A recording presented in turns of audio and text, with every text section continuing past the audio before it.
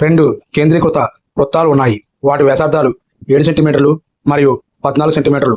అయితే ఆ 2 వృత్తాల మధ్య ఉన్న వైశాల్యం ఎంత? ఆప్షన్ ఏ 154 చదరపు సెంటీమీటర్లు, ఆప్షన్ బి 250 చదరపు సెంటీమీటర్లు, ఆప్షన్ సి 462 చదరపు సెంటీమీటర్లు, ఆప్షన్ డి 497 చదరపు సెంటీమీటర్లు.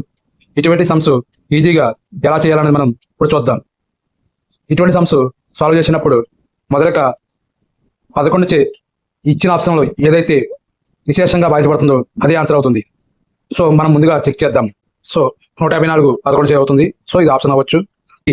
250 అవ్వదు. 462 నిశేషంగా భాగించబడుతుంది కావచ్చు. 497 కాదు. సో ఆప్షన్స్ 2 ఉన్నాయి కాబట్టి నెక్స్ట్ 11 తర్వాత 7 చే నిశేషంగా భాగించబడేది ఉన్నాయో అనేది మనం వెరిఫై చేయాలి. సో 154 సో 7 చే అవుతుంది. 462 ఇది కూడా 7 చే అవుతుంది. సో ఫైనల్గా 3 చే ఏదైతే నిశేషంగా భాగించబడుతుందో అదే ఆన్సర్ అవుతుంది. 154 3 చే నిశేషంగా భాగించబడదు. 462 నిశేషంగా భాగించబడుతుంది. So option C is correct.